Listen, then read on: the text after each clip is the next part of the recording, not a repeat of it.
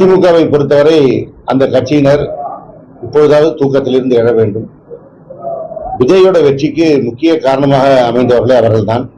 குறிப்பாக எடப்பாடி பழனிசாமி அவர்கள் இன்றைக்கு ஒரு பெரிய கட்சிக்காக காத்திருக்கிறேன், கொடி பறக்குது பார் என்றெல்லாம் சொன்னாரோ, அதிமுக தொண்டர்களே அதன் காரணமாக நிலைகுலைந்து போனார்கள். அதுதான் சென்னை உள்ளிட்ட மிக அந்த 4 மாவட்டங்களுக்குமான தோல்விக்கான காரணமாக அமைந்தது.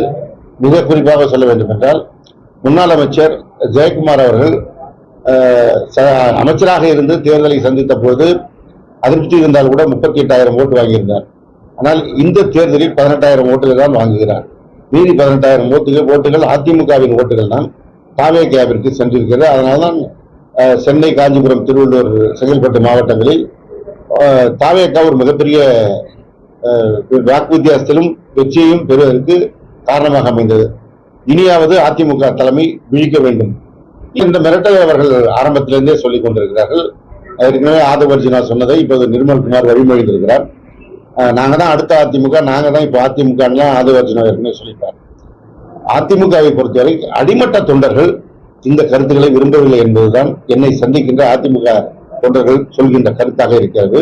மாண்புமிகு கழக தலைவர் தளபதி அவர்கள் முதலமைச்சராக இருந்தபோது எந்த சம்பவம் நடந்தாலும் அந்த சம்பவம் குறித்து தன்னுடைய கருத்தை வெளிப்படுத்துவார்.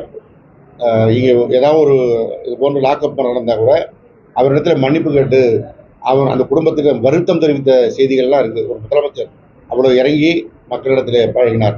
அதை கூட இவர் கிண்டல் பண்ணார், சாரி சொல்லாதீங்க, நீதி தான் வேணும்னு.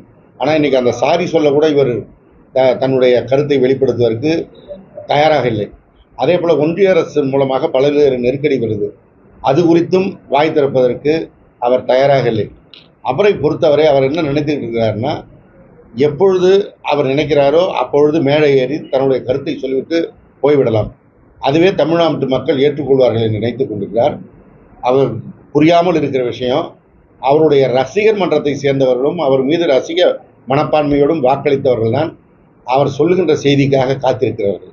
மற்ற தமிழ்நாட்டு மக்களை பொறுத்தவரை ஒரு முதலமைச்சராக தன்னுடைய கடமையை அவர் ஆற்ற வேண்டும் என்றுதான் எதிர்பார்க்கிறார்கள். இப்படி அவர் எதற்கும் வாய் திறக்காமல் மௌனமாக இருப்பது என்பது மக்களை அவமானப்படுத்துவது போல என்பதை அவர் என்றைக்கு உணரப் போகிறார் என்பதுதான் இன்றைக்கு கேள்விக்குறியாக இருக்கிறது.